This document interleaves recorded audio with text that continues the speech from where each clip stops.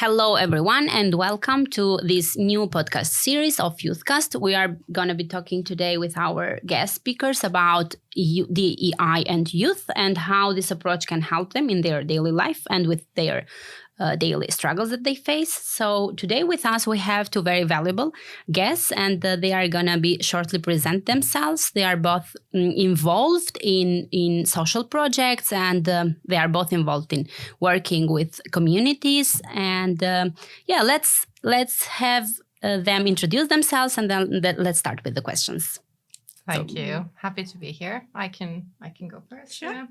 So I'm Halla Hänninen. I'm from Finland. I do a lot of things actually that are related to DEI. Very, very dear and important topic to me. I am a DEI coach and expert, so I actually go and work with organizations and help them to build their DEI strategies. And also then I work as a volunteer for International Working Women of Finland, which is an NGO. So I do a lot of volunteering, and I'm trying to empower women and trying to help to access the job market in Finland, and I do some influencing as well, and I also do a bit of work with youth as well. So that's good. That's so good to hear. Yeah, thank you so much for being here. And today we're gonna be talking about youth basically, and how can this approach that you have a lot of knowledge on it can help young people with their daily struggling, even in their career or with their friendships, and how do they build, like, let's say, relationships with their friends and generally. Yeah, so let's go to our next guest. Okay, thank you. I'm Alison and I am originally from South Africa. I've lived in Finland for the past 16 years, but not consecutively.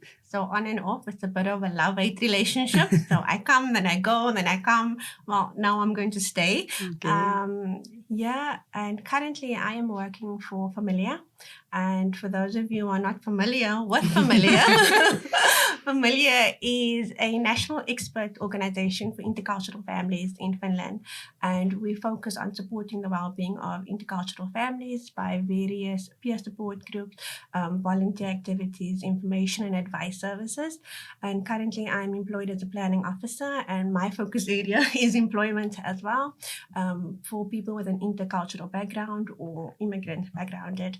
And it's just such an honor for me to work at Familia, because literally DEI is at the core of what we do. Yeah. Since you are dealing with intercultural. It's in practice, and it gives me hope that if organizations can actually practice this, then we are on the right path. Yeah, well, yeah, that's very true. In fact, because since you are dealing with multicultural families, the DEI approach should be some of the core values of all the companies.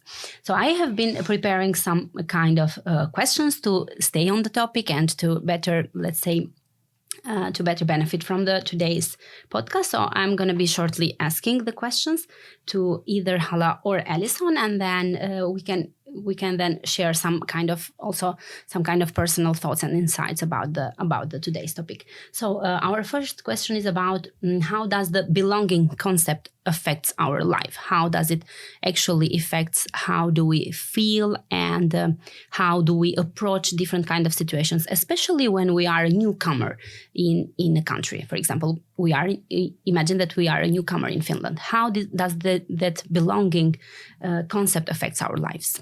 So let's start with Halla. I suggest that I open the term belonging a bit, and then maybe we can hear from your experience as a newcomer in Finland. Not new anymore, but you're probably going to be better experience with that. But if we think about belonging, I think what you said there was like, what do you feel? Belonging, for me, it is all about that you feel that you belong somewhere. And I think it's easiest explained that the other option is to fit in, which means that you need to change something. You feel like maybe you're wrong somehow. There's something wrong with you fundamentally, and then you need to change to be able to fit in.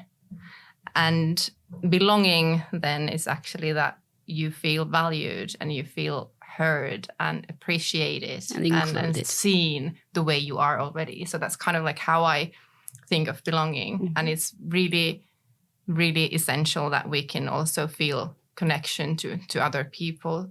So that's kind of how I would define it. And then maybe you can... I have a bit of a twofold take. So for myself and my background, I grew up in a very close-knit community surrounded by family and friends. So that sense of belonging was extremely strong. And it was just natural. It was as though it's supposed to be there.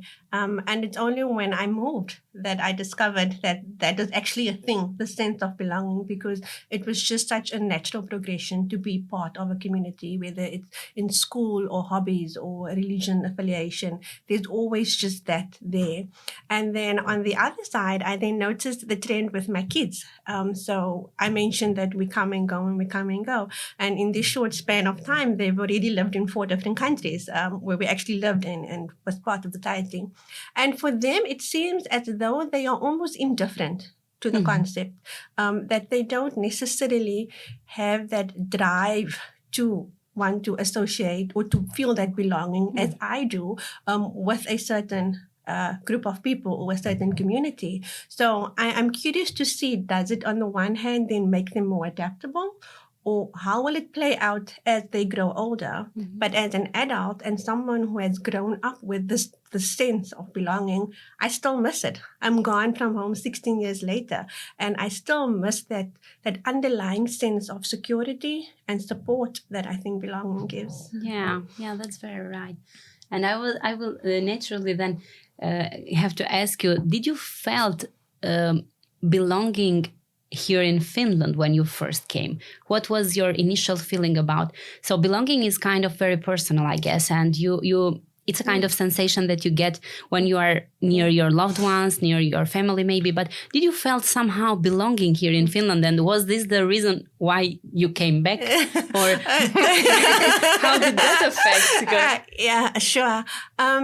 So initially, it's a total culture shock, right? Yeah. I'm from a warm, friendly, bubbly country. We like to talk, and also when you do move to a new country, you go through different phases. So you go through that honeymoon phase where everything is like wow, and oh, I love it here. It's so clean. The buses are on time, and there's all these little things. And I was fortunate enough that when I was in the integration program, when I first arrived, my then initial contact were other immigrants, so it was diverse. And so I got my sense of belonging from them, but not in effect, I would say, like from the Finnish society. So there's always a sense of kind of being on the outside. And of course, there's this different bias and different factors that affect that. But then it's still there and it's not quite the same. And I think that tends to be the trend that we have now, is that immigrant people, they tend to group together and they find the sense of belonging amongst each other. And that is not what the hope is. The hope is that we find it from others. Of course, I've met these many lovely Finnish people that I've met, but I just haven't quite been able to supplement that feeling that I have when I am with a diverse group of people. I see. Okay, so there is a lot to be made in the upcoming years, I guess. So yeah. Well, let's now discuss about unconscious bias, and in your opinion, how do they affect, because they surely affect the way we think and the way we behave and the way we approach others. But in your opinion, how does unconscious bias shape our relationships with others? Wow, it is a big question. And I think, like I really think that unconscious bias is behind a lot of the problems and challenges that we are having when it comes to discrimination, for example. Like that is, like biases is a big umbrella term, and there is a lot of things that goes behind it or underneath it.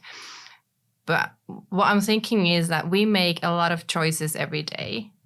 And then we do have research on that, like the elements that impact our decision making.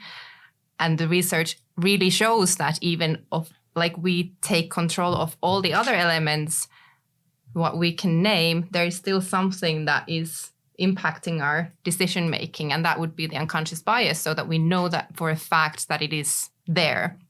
And then there are different situations where it has been studied, and it is so interesting that how many situations it can affect, and without us even realizing that is a thing, it's unconscious. So it's like, we're making choices that are not beneficial for us or for the society or for the kind of like for anything. We're making decisions just based on that unconscious bias we have, and that is a cultural kind of like, it stems from culture and stereotypes and prejudice. So it's a big thing. It does impact. And I think then just to add, I'll add an example of that. So if you think about the affinity bias, so just because someone has gone to the same university as you, or they do the same hobbies that you do, without even being conscious of it, suddenly you're like, oh no, like we alike, so we relatable, and this then plays out especially in the recruitment process, which is a completely biased, bias related process, at all, and so suddenly we are open, and suddenly we just seem to view that person differently because we can relate, we can make that connection to them, and so. There's so many of these that, we go on, and I think that's just one example of how unconscious bias then, will say, oh, so now I automatically feel like, oh, you understand me. We studied the same subject, or we have the same interest. So there's just that relatableness that happens almost organically. Well, it's amazing how you both explained the two faces of the same coin. So unconscious bias can be a helpful tool and a beneficial tool, but it's not always like that. So it sometimes can be kind of dangerous because it kind of restricts us, and how do we perceive others, how do we accept others, how do we include others. So it's kind of a tricky, let's say a tricky kind of question.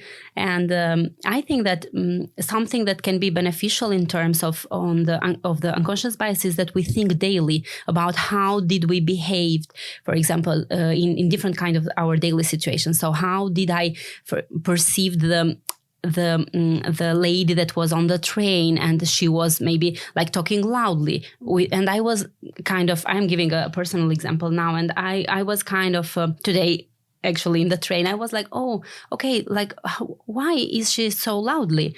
Why does she speak so loudly? And then I was like talking to myself and like reflecting, and I was like, maybe it's something cultural. She's not loud in her culture, because we know that some cultures and some kind of nationalities tend to speak loudly.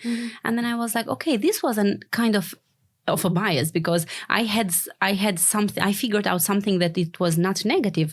And I had to reflect on that and to find out that this was a kind of an unconscious bias. So maybe I think a very good way that we could use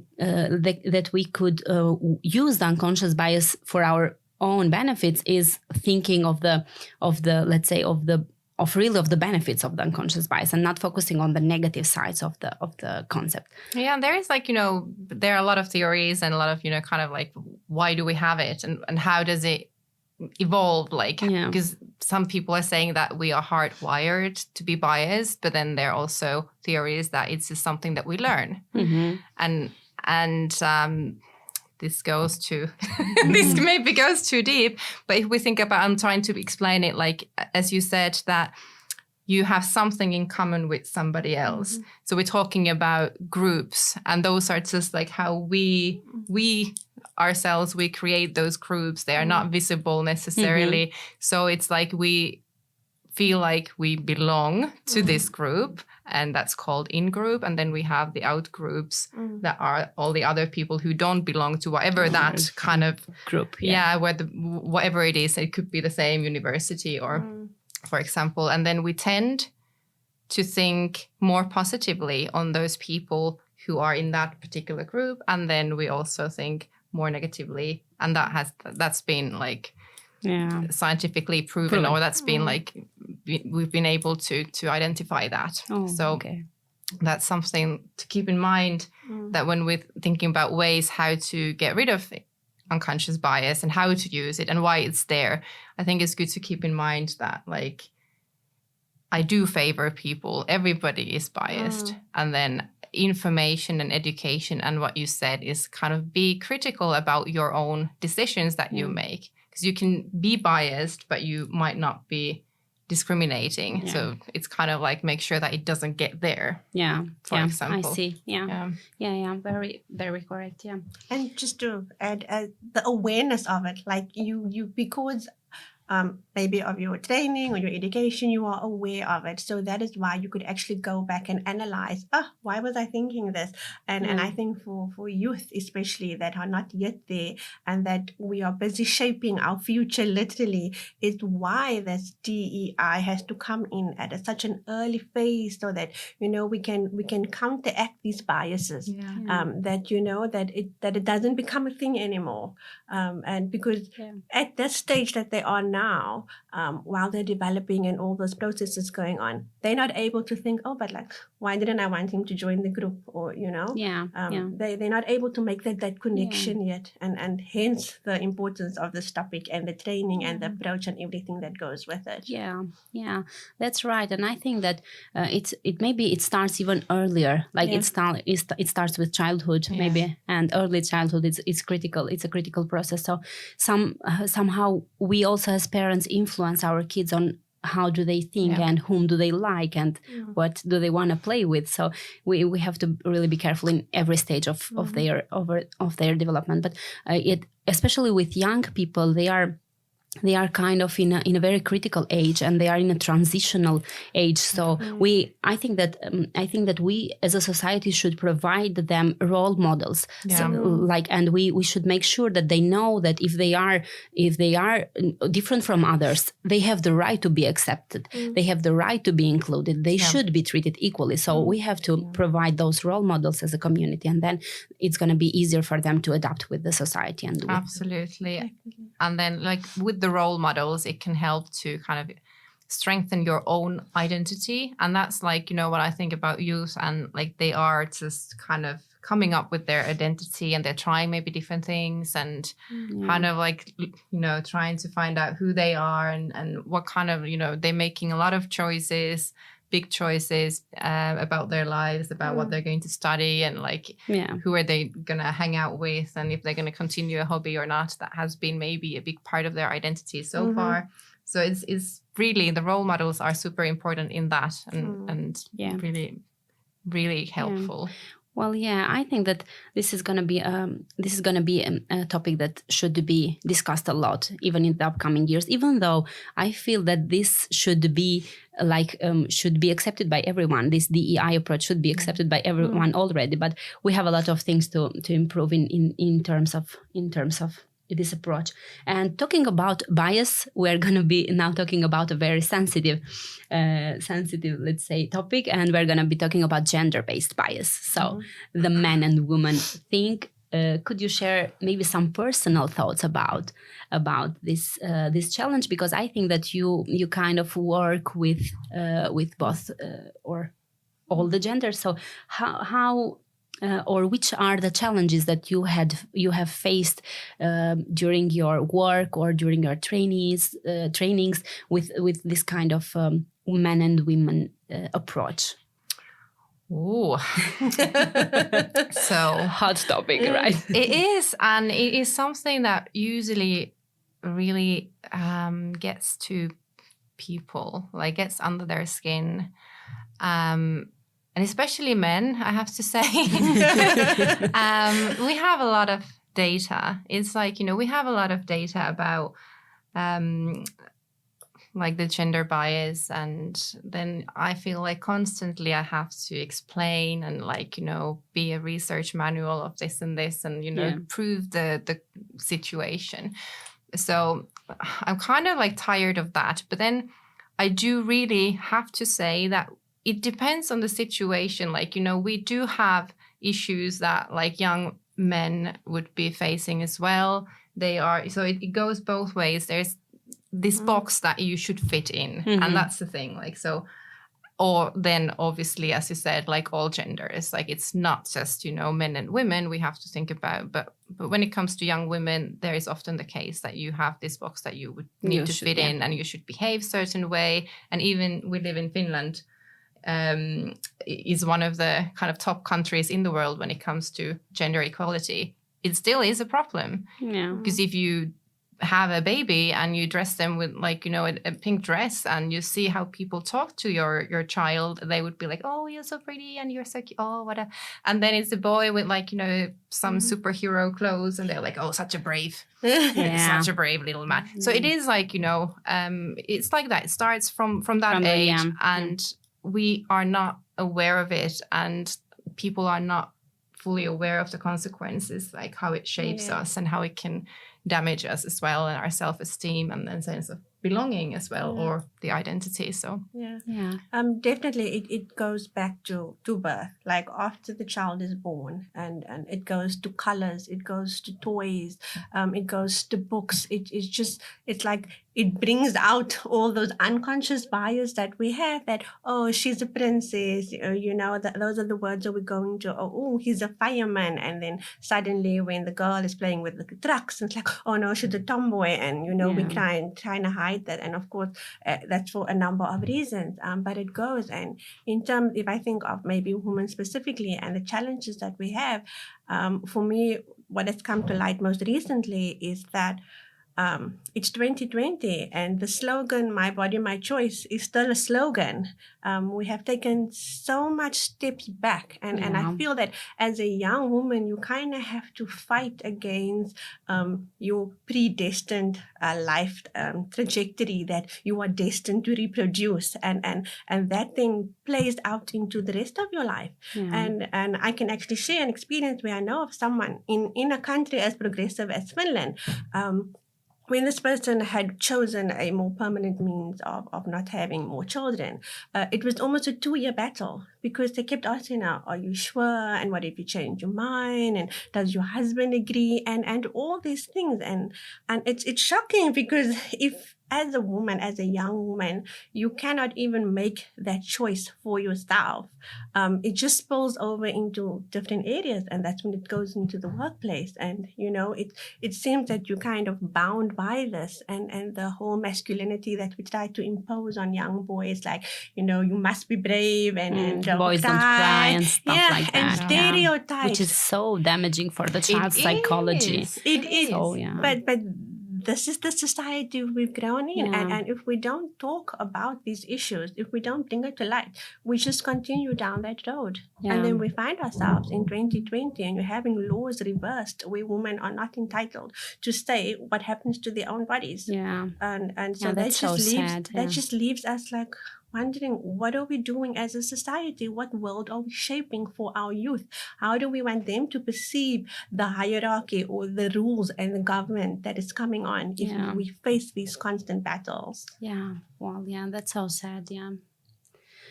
Well, I think that I was talking to my friend today in the morning for the same topic, and then she shared some personal thoughts. So she told me that she was with some friends picking a toy for a baby girl, for a girl. And then she was walking on the supermarket and trying to find some Lego that could fit, like could be the perfect present for the little girl. And then she said that at the Lego section, there was only 3 or 4 choices for girls. And then there was a whole shelf full of Legos for boys. So it's kind of a very deep problem, I think, and it's again, we are again coming to the point that these problems should be figured out and try to solve even when the kids are really small in the early childhood.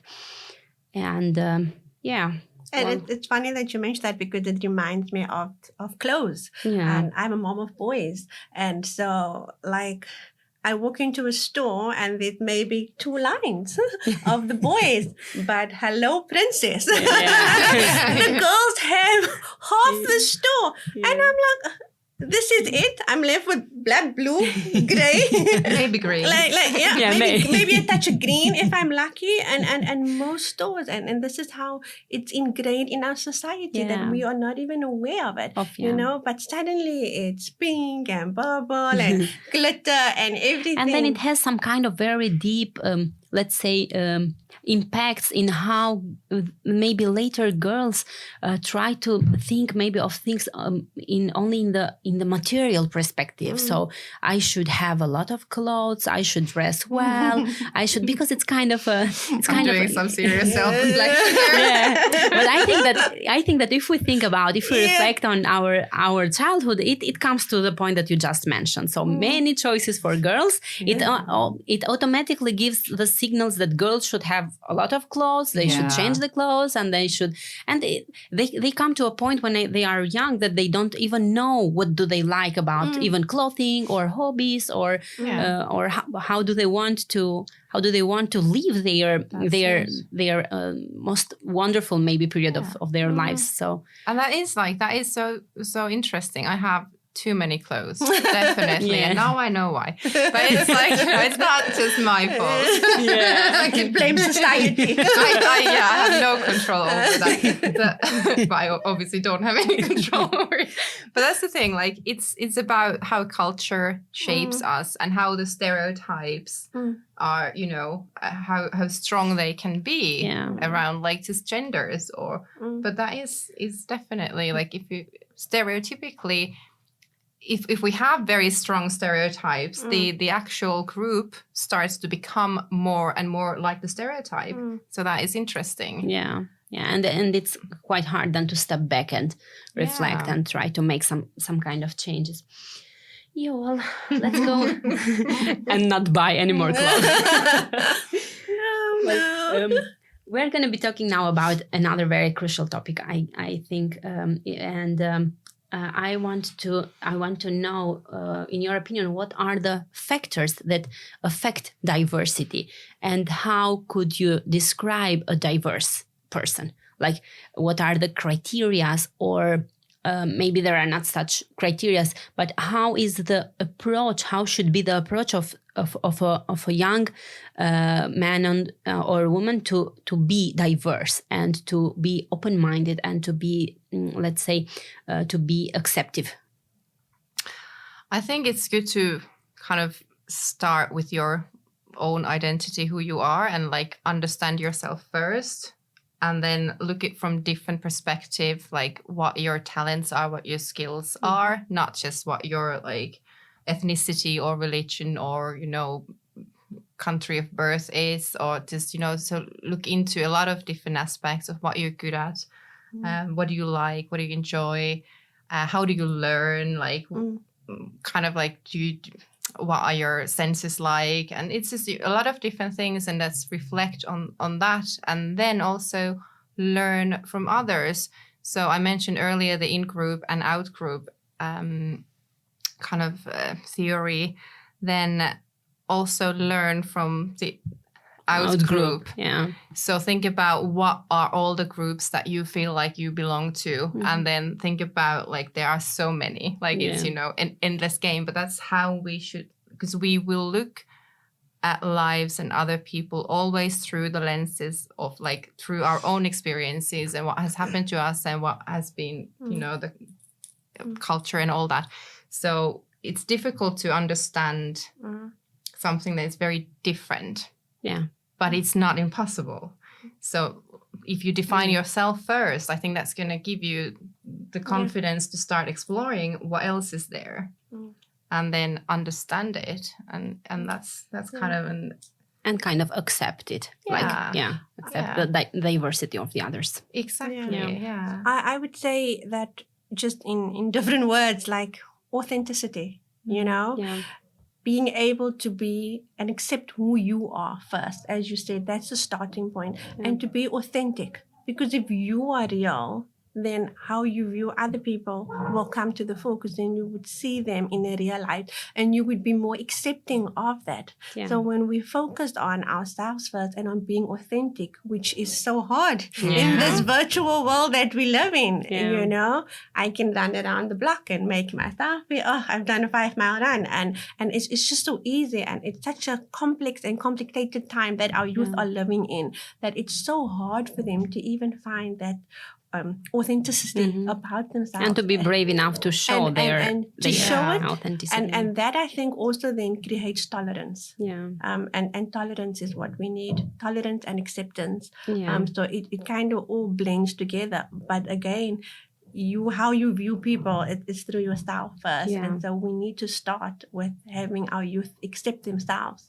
And in that way, they can then make better decisions. Yeah. And they in a way will be accepting everyone else, because when you learn how to accept yourself and how to understand yourself, then you can accept everyone else, because the lenses are the same then in terms of acceptance. So I think that it comes back to your own psychology, to your own feelings, to your own emotions, and accepting all of them, and knowing that there is no good or bad emotions. All of them are emotions that we should kind of and that is like one thing that I want to mention that is so important as well is values. So understand what your values are and live by them, and be brave and live by your values, and then you're not going to have this inner conflict. So that's something, understand what different values are, and also accept that, some people might have different values. But more than likely you would have something in common. So then you can also start looking at that. And bold from there. Well, I think that every society then will find some kind of peace if we think about our commonalities and not our differences. So it's crucial. Yeah. Well, let's now discuss about our final question, and I think this question is more about the Finnish society. And do you really think that the Finnish society is a pioneer in promoting this diversity, equality, and inclusiveness approach? No. Thank you. It was lovely to be here. And that's the sum of it. We may go now. Okay. Hearing this one from a Finn makes a lot of sense. I can back you up. Do you really think that it's kind of, or maybe Finnish society is not a pioneer, but do you think that they have been a lot of improvements in terms of accepting this approach and implementing this approach, especially in companies or in corporations, in organizations? Yeah, it's becoming more and more important. I think it starts from big international companies. If this is obviously where I'm looking at things when it comes to my work, but it's becoming important. In the last, I'm going to say 2 years, the change has been massive. So many people are talking about it. I don't 2 years ago, I can't remember find anything on social media. It was so rare that we would even talk about this topic, and suddenly it's everywhere, and it is definitely changing. However, something that I need to remind everyone of is that we are doing a lot of talking. A lot of talking. That's what we're doing here. So, but it's not actions. So that is something. It also educating people and understanding diversity and inclusion. It's important, and that is definitely something that we can break some of those unconscious biases with. But it's still that we need to take more action. That's kind of we need to meet each other and kind of. I can take it from there. So I'm going to make it a softer no. I'm going to make it a softer no. And I can say this because of my love-hate relationship with Finland. Because I've lived here, I've left, and I've lived here, and I've come back, and maybe 3-4 times. And I can see the changes when I first came to Finland in terms of, let's take our favorite language, nothing. It was just Finnish and Swedish. That was it. I'd sit in a metro and and everybody's leaving. And then it goes. And then I go away for a few years and I come back and I say, oh, look, someone at the pharmacy is wearing a hijab. Oh, wow, that wasn't here before. And I'm seeing more English posters now, for example. And oh, this and oh, that. And so it has been almost a snail-paced progress. So we are on the right track, I would say, yes. And there are many organizations and even some companies, some big companies as well, that are working towards it. But it is still sorely lacking. If we think even just in terms of employment, for example, which is my area, that we talk about this international talent and the diversity that we want and the inclusion and the equity, but where is it? Where is it when we are still sticking to all these conscious and unconscious biases, when we are creating barriers to that obstacle? We know it's there, but we're still putting up a wall. And so, yes, like you say, it's all talk. We're like, it's a kind of a social media trend, I guess. Yeah, it has hashtag DEI. We're doing this, we're doing that. But are you? When you check out a company's website and you see who is employed over there, is that diversity matching their slogan or their company values? Is it reflected in their top management? Yeah. So, to what extent are we implementing what we say? Yeah. So right now, it's a lot of talk. And yes, we are making progress, but definitely it's not enough. And especially that our youth has been so affected by COVID, by everything else, just the way society has become desensitized. We need to kind of get back. We need to regroup and get back and see how can we make this better. And that is why this has been fantastic. Thank you for having us. I think if we are willing to be on more platforms and to talk about it more and more, it cannot be ignored. Yeah. And this is just an issue that is for everyone. It's not just about youth. It's older people. It affects everyone at every level. Yeah, absolutely true. I agree with every word that you said. And I think that it's a kind of the change will start. It actually did start, but the change will be more obvious when, as you mentioned, big companies or big enterprises and organizations will include more and more diverse cultures, different cultures. Because if we are talking about diversity and the C-suite is all same nationality, then something is going wrong. And if we're talking about inclusion and 70% or 80% of the IT department is men and only 20% is women, that again something is wrong in here. So we have to, as you both mentioned, we have to not only talk about this topic, but we also have to act in a way. And some kind of advice that I would personally give to, especially to young women and men at the same time, but especially at young women, is that they are capable of doing anything that they want. So there is no such a good IT. IT is for boys and different jobs are for girls. They are good. They can be good at everything, and they should step up and they should talk about what they really want to do in their lives. And I am really sensitive when it comes to girls and when it comes to IT, because my original profession is cybersecurity. So and I had a lot of struggle in the beginning of my career, even with my family. Like, IT is not for girls. Why are you switching profession? Your previous job was very good for girls, but it didn't really feel right to me. And if I now would give an advice, definitely to young girl and boys, is that they should speak up and they should fight for what they like to do in their lives without being affected by what their maybe closest group thinks, like family and relatives, or what their friends think about it. They should stand up for their values and for what do they like to do in their lives. And that's and that's the thing, like when you said about career choices, and it's definitely an important message for all the people who are working with young people and maybe helping them with their career choices. There is a lot of bias there, and probably unconscious, and it has been that has been on the media as well. But I would really, really try to get everybody to look at people, the competencies, rather than just, what is the potential? What are they naturally good at? What are they talented at? Because it can be seen. Yeah. So if you look at a person from kind of talent perspective, we're all talented at something. Yeah. And it's a different thing than a skill that we can learn. Yeah, skills can be learned.